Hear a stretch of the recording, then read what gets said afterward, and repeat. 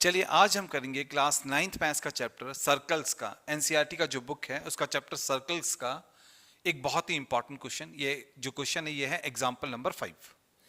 ठीक है, काफी इंपॉर्टेंट क्वेश्चन है। ऐसा क्वेश्चन आपके एग्जामिनेशन में आ सकता है, तो ऐसे क्वेश्चन का प्रैक्टिस आपको 100% होना चाहिए। ठीक है, तो देखिए क्वेश्चन में हमसे कहा गया है कि हमारे पास में दो सर्कल्स हैं, एक ये वाला सर्कल है और एक ये वाला सर्कल है।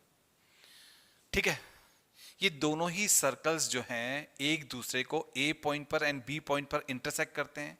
दोनों ही सर्कल्स एक दूसरे को ए पॉइंट पर एंड बी पॉइंट पर काटते हैं, इंटरसेक्ट करते हैं। ये जो पहला वाला सर्कल हमको यहां पर दिखाई दे रहा है इसका डायमीटर है एडी, एंड जो ये दूसरा वाला सर्कल हमको यहां पर दिखाई दे रहा है इसका डायमीटर है एसी।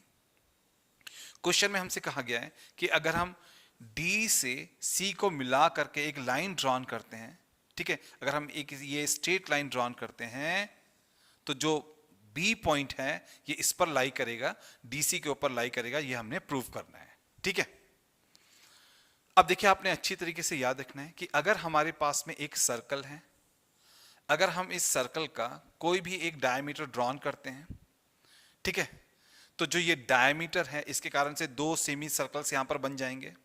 एंड आपने अच्छी तरीके से याद रखना है कि जो डायमीटर होता है वो सेमी सर्कल पर जो भी एंगल बनाएगा, डायमीटर सेमी सर्कल पर जो भी एंगल बनाएगा वो 90 डिग्री का होगा ही होगा। इस बात को आपने अच्छी तरीके से याद रखना है। तो आपने क्या अच्छी तरीके से याद रखना है, आपने ये अच्छी तरीके से याद रखना है, एक सर्कल में अगर हम एक डायमीटर ड्रॉन करते हैं तो जो डायमीटर है वो सेमी सर्कल पर जो भी एंगल बनाएगा वो 90 डिग्री का एंगल होगा ही होगा। हम इसी कंसेप्ट पर इस क्वेश्चन को सॉल्व करेंगे। ठीक है, तो चलिए सॉल्यूशन स्टार्ट करते हैं। अब देखिए ये हमारा फर्स्ट सर्कल है। ठीक है, इसका एक डायमीटर हमें गिवन है एडी। अब आपने याद रखना है कि जो डायमीटर होता है वो सेमी सर्कल पर जो भी एंगल ड्रॉन करेगा वो 90 डिग्री का होगा। इसलिए ये जो एंगल है ए बी डी, ये जो डायमीटर है इस वाले सेमी सर्कल पर जो एंगल बना रहा है वो बना रहा है ए बी डी। तो जो ये वाला एंगल होगा ये 90 डिग्री का होगा ही होगा। तो हम लिखेंगे कि जो एंगल ए बी डी यहां पर हमारे पास में है ये 90 डिग्री का है। क्यों है?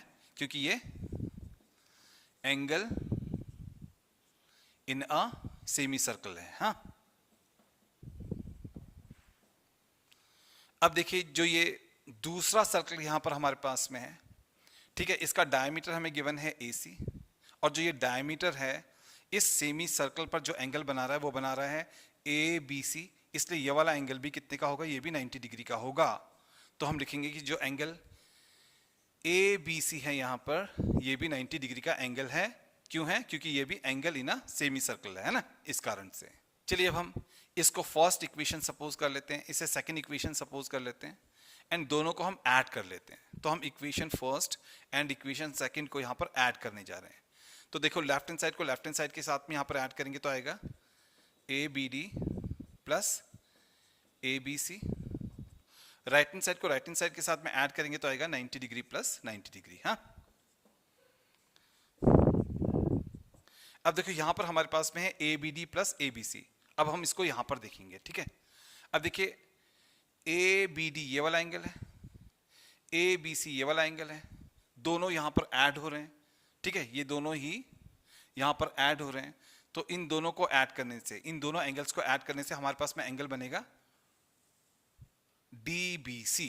ठीक है, तो इन दोनों एंगल्स को ऐड करने से हमारे पास में एंगल बनेगा DBC। ठीक है, इस वाले एंगल को इस वाले एंगल को ऐड करने से बनेगा एंगल DBC। DBC ये वाला एंगल बनेगा। ठीक है, एंड 90 डिग्री प्लस 90 डिग्री यहां पर हो जाएगा 180 डिग्री। तो देखिए यहां पर हमारे पास में आ गया कि जो ये एंगल है, जो ये एंगल है DBC, ये कितने का है? ये 180 डिग्री का एंगल है। तो ये वाला एंगल हमारे पास में आ गया 180 डिग्री का एंगल। ठीक है, ये वाला एंगल। एंड आपने याद रखना है जब एक स्ट्रेट लाइन होता है उस पर अगर हम कोई एंगल बनाते हैं, उसके किसी एक पॉइंट पर अगर हम एंगल बनाते हैं तो वो स्ट्रेट एंगल होता है, वो 180 डिग्री का एंगल होता है।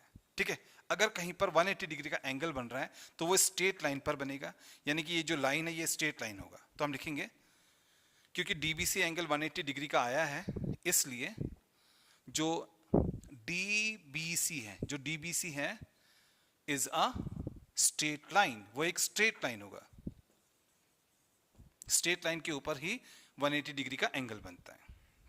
अब क्योंकि हमने प्रूव कर दिया कि डीबीसी एक स्ट्रेट लाइन है, डीबीसी एक स्ट्रेट लाइन है, तो इसका मतलब ये हुआ कि जो बी है वो लाई करता है डीसी के ऊपर, ठीक है। तो जो ये बी पॉइंट है वो डीसी लाइन सेगमेंट के ऊपर लाई करता है, तो हम लिखेंगे देयरफॉर जो बी है वो लाई करता है, लाइज ऑन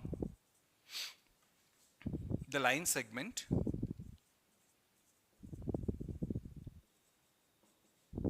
डीसी, डीसी के ऊपर लाई करता है, ठीक है। बी जो है वो डीसी के ऊपर लाई करता है, इसीलिए जो एंगल बन रहा है यहाँ पर 180 डिग्री का बन रहा है। तो यहाँ पर हमने ये प्रूव कर दिया कि जो बी पॉइंट है वो डीसी के ऊपर लाई करता है, तो ये क्वेश्चन यहाँ पर सॉल्व हो गया, हेंस प्रूव्ड। अब मिलेंगे नेक्स्ट वीडियो में, ठीक है।